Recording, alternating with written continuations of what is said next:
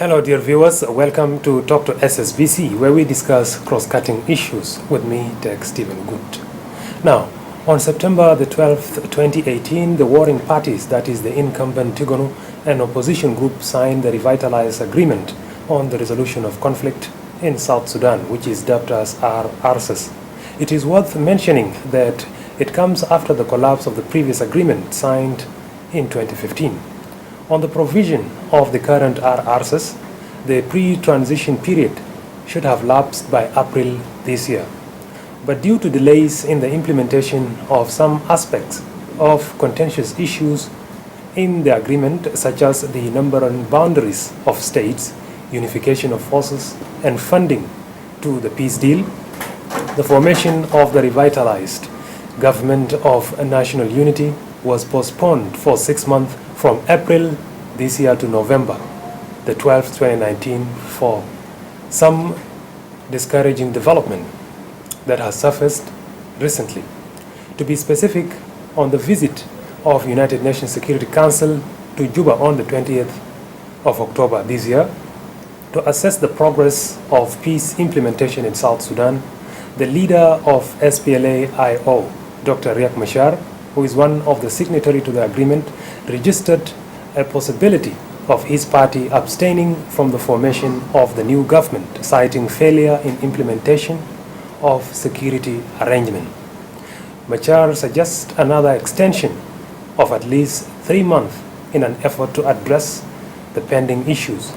According to him, this is to avoid jeopardizing the current ceasefire, which has been holding since the signing of cessation of hostilities and ceasefire last year.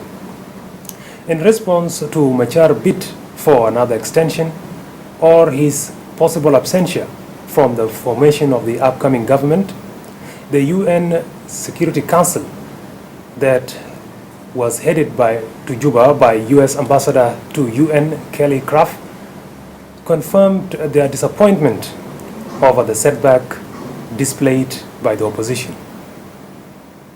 With me today in the studio to discuss the fate of the RRCs and intention of the parties to the agreement in formation of the new government is none other than Peter Mayen Majongdit, the chairperson of Umbrella Political Parties.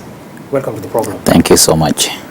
You have heard the recent development in politics in South Sudan, especially with the uttering of words coming from the opposition that they might not be part of the formation of the new government on the 12th of October for some reasons that we mentioned earlier. Let's begin from your party. Will your party be ready for November the 12th? Thank you so much. Our party is ready for November 12th. And our party has always, even prior when the agreement was extended, our party had reservations. And one of the conditions that we accepted the extension, generally as other political parties, which Umbrella is also included, it was based on a condition that should be non-extendable. And we have reasons for that. So for us, we strongly feel that the country and the future of the people cannot be kept hostage, and therefore there must be a way forward, and people have to move forward. And therefore we are for the formation of the government despite the obstacles, and we do believe that it will happen, and November 12th need to be met because November 12th means a lot to the people of South Sudan, mean a lot to the political environment, and also it's all about the future. And as also a member of the National Pre-Transition Committee, I surely understand the challenges that we had also been facing. So in short and briefly, really, our party stands at the positions of the people of South Sudan that November 12th needs to be met.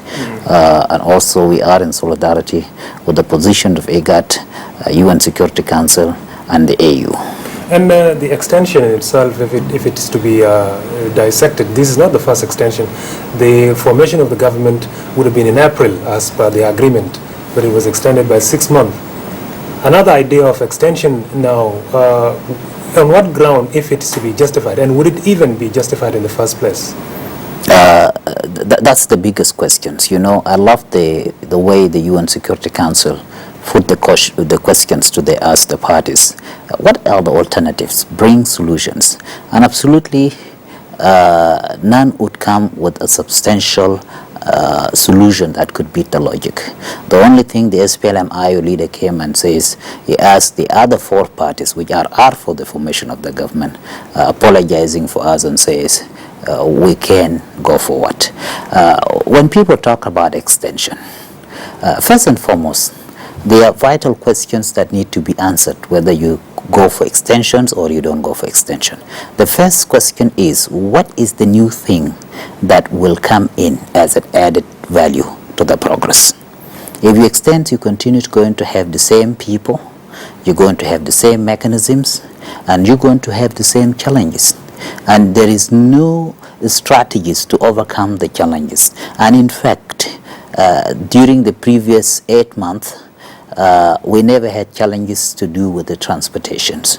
After the extension, and apparently to move foods from one side to the other, the movement of troops, the logistic and all this is a nightmare because of the flooding, because of the heavy rains. So it's a double cost itself.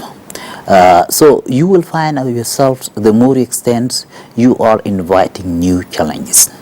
The argument that people have is about security arrangements. First and foremost, need to be clarified. The security arrangements meant for protection of the leaders. Yes, institutions such like the UNIMIS and also the government has opened that any opposition leader could be protected with a third force or a neutral force from whichever country he feels like he needs that.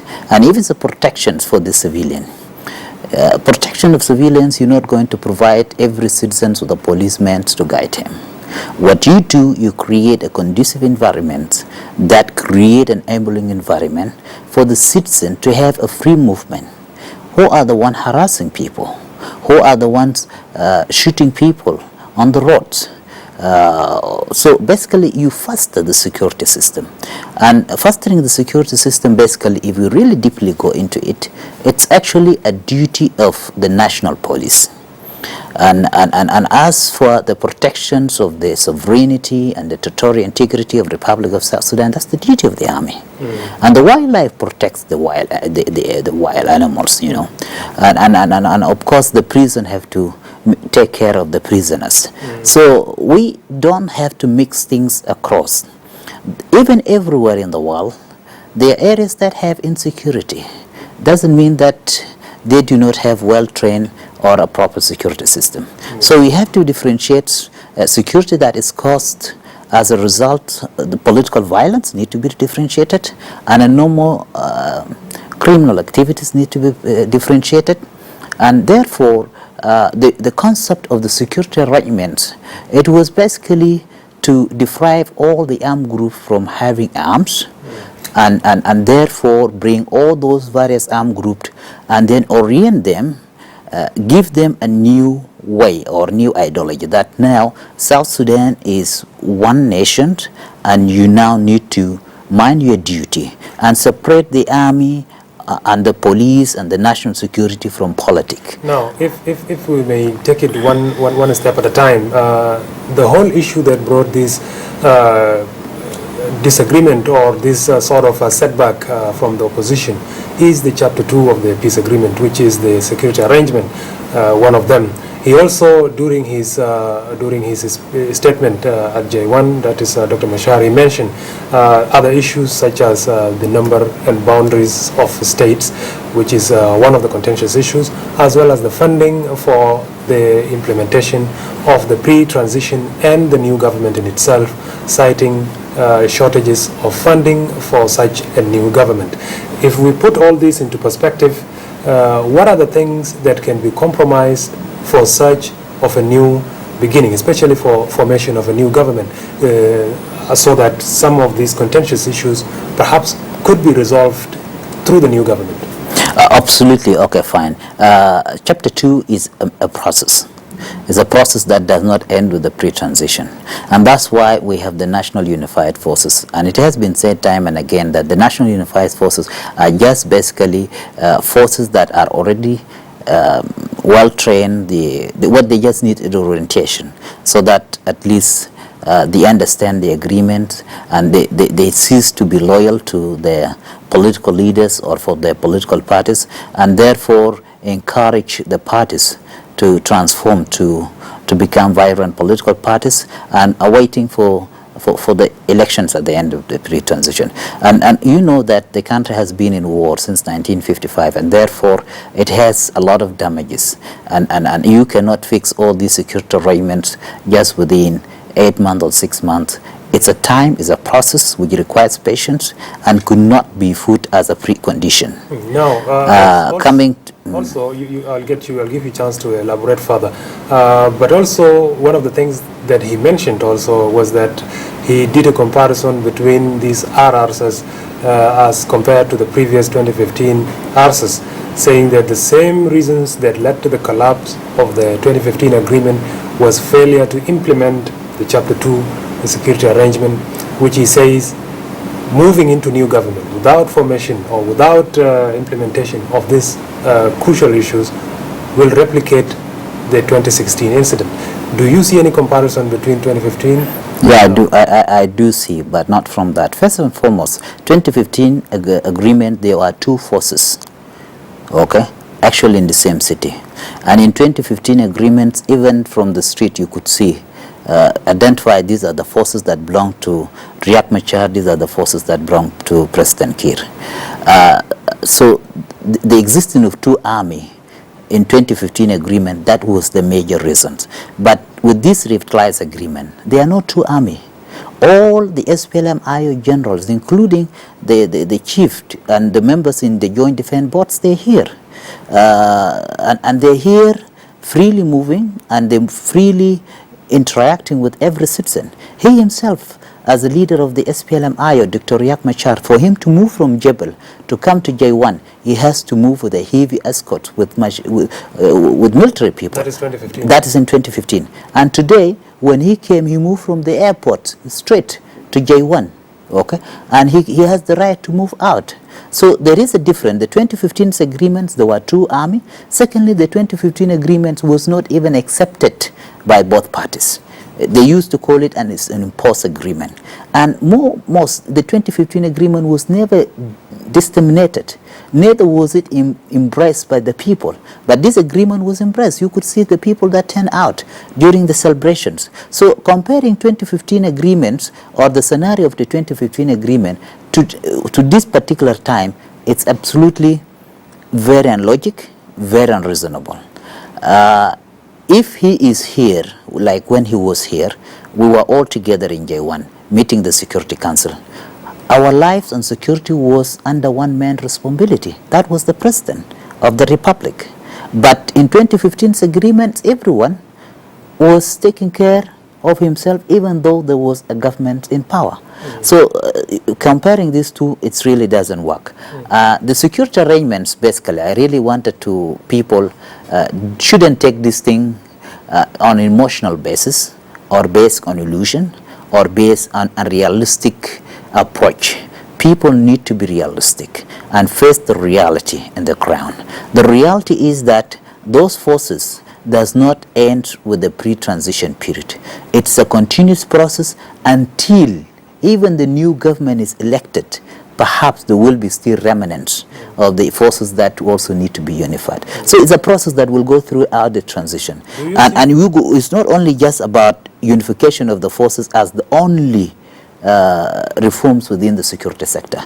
There are a number of reforms that needed to be carried out. Yes. Do you see some sort of contradiction coming from him, especially when he says that the plan A is peace, plan B is peace, plan C is peace, and going again to say something that is completely the opposite? Do you see a contradiction in the way, especially the opposition, addresses this whole issue of facing the November the 12th? I think, let me correct you, it's not the opposition, it's the SPLM-IO. Because opposition is a composition of four opposition groups, the SPLM-IO, SOA, FDs, and the OPP. Yes. So it's basically, that's the position of the SPLM-IO. Actually, the SPLM-IO, until today, I, Peter Mayen, have not beat my logic in any reasons why the extension has to be there. Or, first and foremost, this we have said it clear and again. that there is no plan B. And secondly, why should a big organization that intends to bring reforms contradict itself? Not just about saying plan A is B, plan B is B. We said in others when we extended the agreement. And there was a very straightforward question that was asked to the SPLM-IO. How much time do you need so that you don't ask for another extension? They consult among themselves and they say 6 months. I said 1 year, and people says you are joking. Okay, the IGAD says I was joking. And as people agreed for 6 months. So now, how do you run out of your responsibility? And secondly, people shouldn't say that the blame shouldn't be put on government. The biblical statement says, give what to the Caesar, and give. So basically, all the mechanism, including the JDB and all the security mechanism, is actually a hybrid process where you have members from the opposition, 50-50, and members from the government. So in case of any failure to implement security arrangements, should be a collective responsibility that we had all failed. So, and it should be either of the two.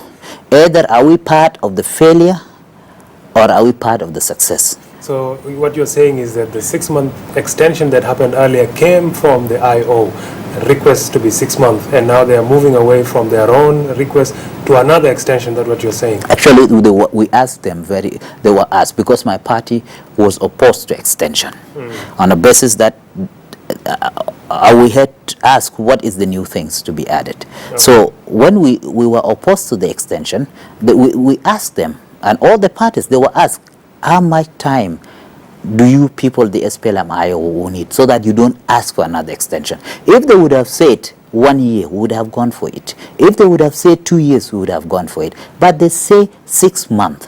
And I posed the questions, what are the basis that you could be sure that we will be able to implement those tasks? Because from the day one, I said we cannot implement them in 6 months or even 1 year. Good. Because it's a process that need to go gradually. There are a lot of obstacles. As every time we buy, we actually buying more obstacles and more difficulties. So they responded that our calculation is based on assumption. So the reality now that I also wanted to say something about whether things are moving or not. As a member of the National Pre-Transitions, honestly speaking, things have moved forward a lot, particularly in security arrangements. We had been able to contain over 50% of 83,000 forces. Okay, and we're moving... hold that thought of cantonment. We'll get there shortly. Let's just have a short break and we'll be back shortly. We are going for a short break. This is Talk to SSBC. We'll be back shortly. Thank you.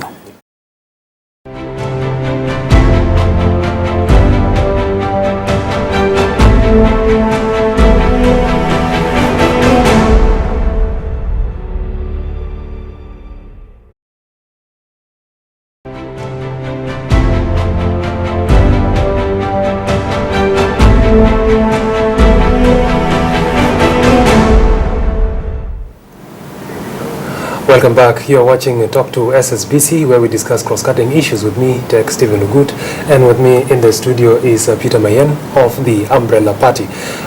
Before the break, you were narrating the points or the efforts that are made in the implementation of the peace agreement. And also I would like to ask you, based on that, with all this rising tension, especially coming from the SPLA-IO, of uncertainty of their participation or their call for possible extension, where does that all leave the peace agreement in itself? Should they continue with their call to abstain from the peace agreement? Would that affect the formation of government on November the 12th? It doesn't affect the formation of the government. The principle of the revitalization was actually inclusivity, to include the groups that were not there, such like SOA and the Umbrella, that were not part and parcel of the 2015 agreement.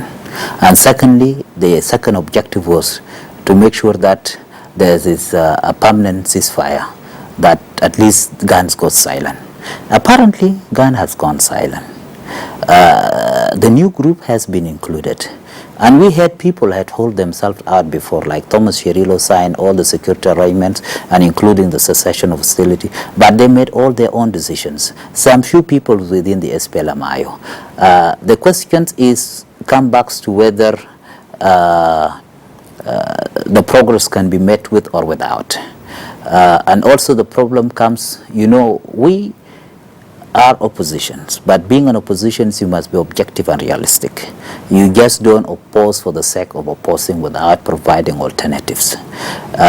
So the challenges on the security arrangements can only be addressed by an inclusive and a joint Artigono, a government that is in place. Apparently, you do not even have yet a government to implement those security arrangements.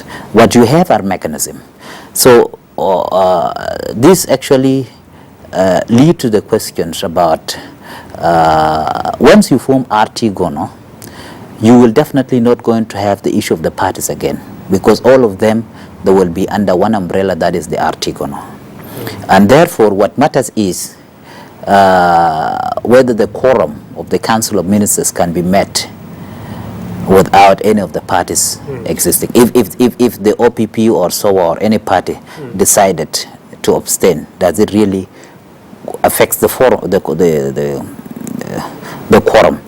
The agreements talk of 23. The ministers are 35 and 5 vice president plus the president. That's the Council of Ministers. And the quorum is 23, with a condition that they must be there 6 from the opposition. So if you see the 4 parties that have accepted the formations of the government, you will find that they have about 26 ministers. So the quorum is complete. And whether the questions, can the 6 be found from the opposition? Yes, 6 could be found from the opposition. And therefore the government will be legitimate to conduct its business and will be legitimate to take positions and implement the agreement. But we are calling on the SPLM-IO to change their position and realize that South Sudan is bigger than them, and realize that they can never keep this country hostage, and they have to realize that reforms are not forced, and also they have to realize that security arrangement is not about them, it's about the people, it's about everybody, and they have to realize that the future has to be delivered at all costs. And I always say that the water of the Nile does not stop moving, whether it is raining or doesn't rain. People had had enough, and people have seen a lot about war. Suffering has continued. And extension without a new added value to the process is meaningless. And therefore, we cannot continue to impose ourselves by our armed movement that we have established, by our political parties that we have established upon people. We have to finish the transition period and return the power back to the people, so that the people choose the leaders that they want. No. So the question is, are we holding the power hostage from the South Sudanese that have the right on the names of security arrangements, issues of the numbers of the states? We have really to be responsible and leave to act what we have agreed. What we have agreed in Addis is that we are extending it for 6 months, and it's non-extendable. Based on that, also, Honorable Mayen, the transition period, as per the agreement, is 36 months. That is the transition period after the pre-transition, which is about 3 years, which should begin on, as per agreement says, which should begin on completion of redeployment or unified forces or expiry of the transition period. Now, with all this extension, we have seen the first extension in April. Assuming there could be another, if there is any other extension, would that affect the 36 months that was stipulated in the agreement that would be the time for the transition period, or it will remain as 36 months as it is? Yeah, thanks for that question. Actually, the already 6 months extended, it has affected the transition. These questions was left hanging. It never became part of communique, but the positions of the government was saying the oppositions are the one calling for 6-month extension. So the 6-month extension is to be deducted from the period, the pre-transition period, and that was never agreed fully, but it's likely to happen. So if you extend again, it will definitely affect the transition period. And when it affects the transition period, therefore, even the parties that believe in democracy and in people's will not even have a time to prepare for elections in order to present the agendas and the program to the people. And even democratic institutions such as elections and political parties council will not even have enough time to be able to prepare the ground for a free and fair democratic elections. So to me, it does definitely affect. And there is no any reasonable reasons could anybody give. Security arrangements, we know, everyone knows that the country needs security reforms. But can you reform those security, could you implement those security reforms within even 5 years? It's impossible. Good. Let me ask you now about the agreement in itself. If you can see, the first agreement which you are a signatory to was later summarized into this mini book, which is for the purposes of disseminations. And as per agreement, it says in Chapter 2 that it advocates for all parties to immediately disseminate the provision of the agreement to the forces, and in case of your party, which is not having forces, to their affiliates under their control or influence. Have your people, have your party been involved in disseminating this message to the people? Absolutely. Not effectively, but we had involved. The umbrella of political parties was the first party to engage a grassroots dissemination programs. We did it in a referendum and in other areas that actually do not have access to TV and televisions. However, the ONIMIS also engage on the same program, and also on the subcommittee for disseminations and governance within the NPTC, and therefore I would personally say, representing my party in the institutions, representing the OPP, I have nearly traveled to every part of this country. I have traveled to Upper Nile, to Barkazal, to Equatorias, some part of it, and we have done dissemination. As for disseminating the agreements to the forces, this is done under JDB. JDB is it have a unit because it's a unit that composed of the commander of chief of the three armed forces, and they have a subunit for information, and therefore they are supposed to do these things jointly. However, the dissemination programs is basically done on a joint basis. So the party has really have really tried to do that. And what would be, apart from politicians, what is the role of common citizens in ensuring that not just disseminating these messages, but making sure that they are part of the implementation, they are part of the process that leads to greater peace in South Sudan? What would be the role of the common citizens in all this? Thank you. That's the beauty of this revitalized agreement. Unlike the 2015 agreement. The 2015 agreement actually was like a program between elites. But this agreement gives the ownership for the people of South Sudan. And that's why it does not affect if any of the party say that he wants to hold themselves out, because the revitalized agreements actually it gives the ownership to the people, and therefore it's important that South Sudan needs to play a major role, because the elites or the political leaders, they are not the one who are daily in security. They are needing security. It's a common man, the women, the children, those are suffering. These are the people that need safety. They need a future to be delivered, and therefore I would encourage South Sudanese that time has come for South Sudanese to say, it's my peace, it's my country, it's my agreement. If you're not happy with it, we will keep our peace. And therefore, I would call for more engagement on a grassroots peace process that involves common men, citizens, sit down under the tree, have your tea, talk to your brothers, make your own peace, because we will not afford for South Sudanese to suffer any more further than what they have done, and we will not afford to lose even a single South Sudanese for a political violence or political interests. And therefore, actually, as a matter of reality, it's leaders that should die for the people, but not people should die for the leaders. And I think time has come to put these things on hold, to bring this business to an end, and to stand with the people of South Sudan. And based on that, Honorable Mayen, and as also we approach closer to the end of the program, what is the role of the elite, of the politicians and opposition like yourselves in ensuring that they convince, especially the IO, which is trying to take a wrong route in a situation that almost the majority have called?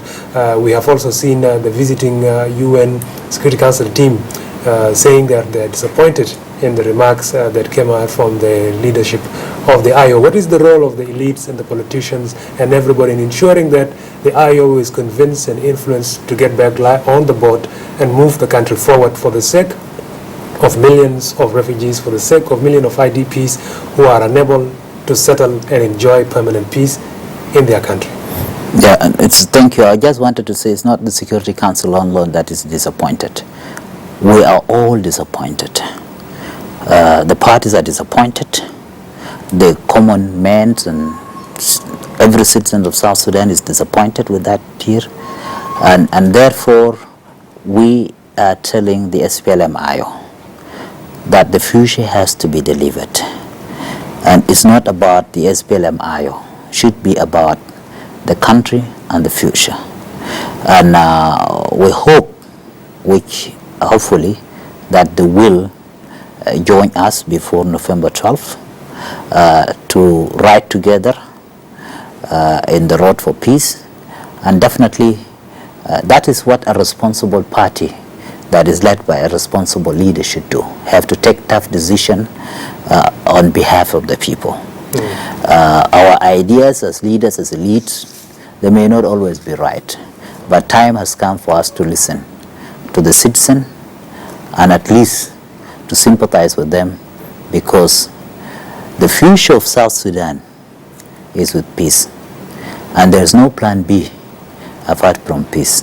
Well, thank you very much, Peter Mayen Majongdit, the chairperson for Umbrella Opposition Party. Thank you very much. Thank you so much. Thank you. Good. And this brings us to the end of Talk to SSBC with me, Tek Stephen Ogot. Stay tuned to SSBC for more programs. Goodbye.